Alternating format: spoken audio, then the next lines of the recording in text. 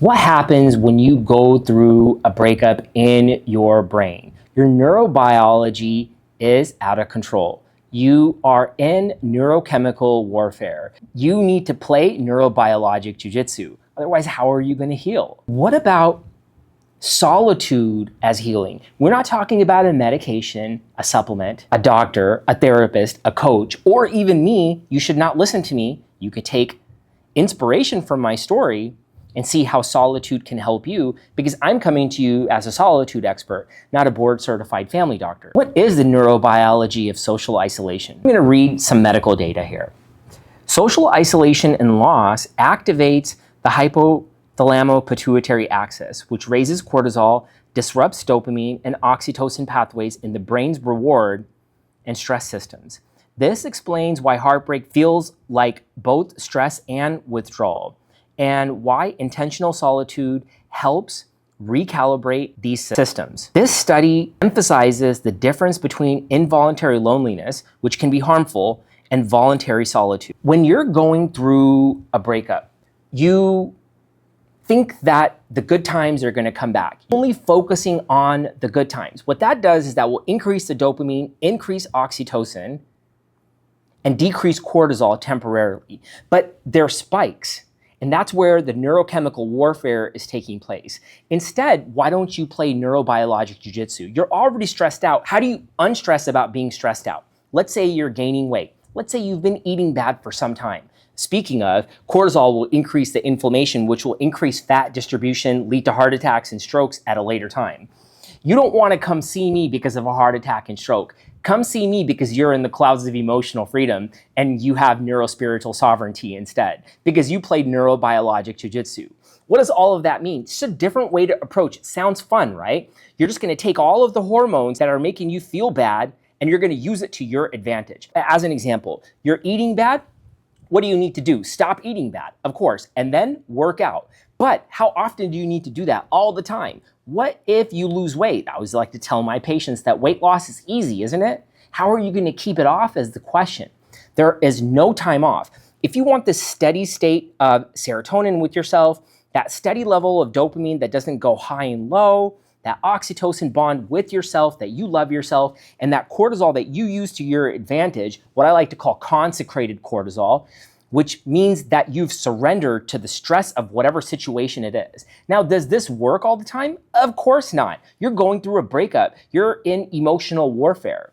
It's supposed to be like that. You're gonna experience these withdrawals. You don't think that I've experienced that? That's how I'm even talking to you here, because I've reset the baseline.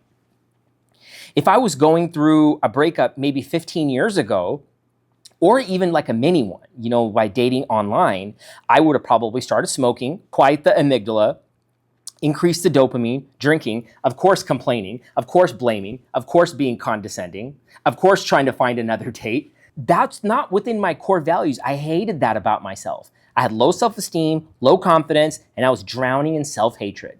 What did I do? I took 5 years being alone to go from self-hate to self-love. And I just kept writing and writing and writing. Did I do things that were not within my core values during that time? Yeah, I ate bad. There's times that I still would go on dates occasionally, but I was never interested in being in a relationship. I didn't want to displace my hatred towards somebody else. I didn't want to displace my fears on somebody else until I knew what it meant to love myself, to heal myself, to validate myself. I'm going to read another study. When solitude is chosen and intentional, the brain perceives safety instead of threat. But it has to be a full cutoff, a full baseline. I'm going to be alone until this happens. That means no Match, no Bumble, no Hinge. I'm not going to talk to anybody, which I didn't do for many years. I've only been doing that recently. And that's why I'm sitting here talking to you, because everything is reset. And I'm at a point where I need to get consecrated courage. I need to surrender. I want to ask somebody out in person.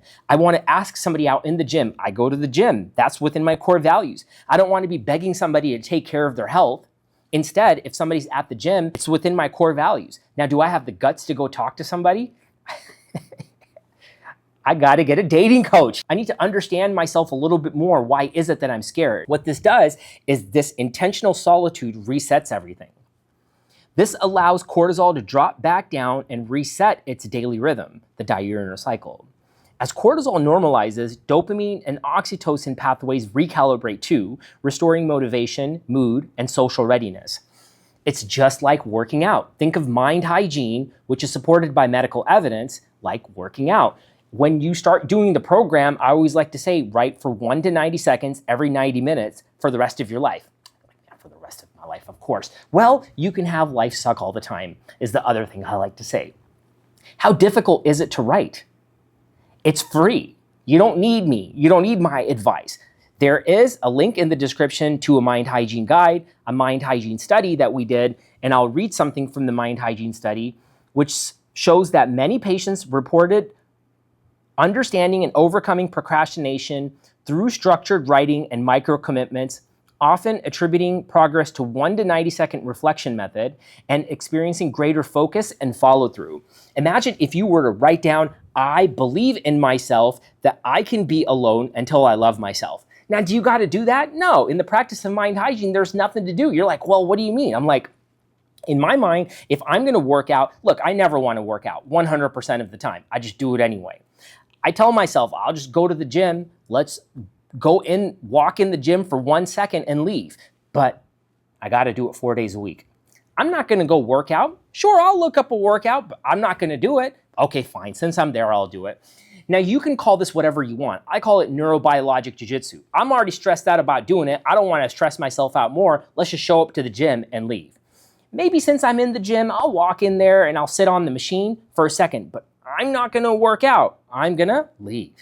And then now the cortisol is reset in my own way. You should create your own method. You should take inspiration from me, inspiration from my life, inspiration from my monastic fire, from the monastic solitude, gain some alchemical awareness, alchemize it, turn it into some type of a purpose. That's what I'm doing now, is turning this into purpose instead of hating myself by doing things that are not within my core value. With that said, there will be a link in the description to a mind hygiene study. If you always view solitude, being alone, being lonely as a problem, it will be a problem. But if you can see the advantage in it, see the power in it, you can not only motivate yourself and inspire yourself, you'll be able to rely on yourself, accept who you are, not be afraid to be alone when you need to reset yourself, and you'll stick to your core values, and your self-esteem, your self-validation, and your self-worth will come through you and your writing, and you won't have to depend on anybody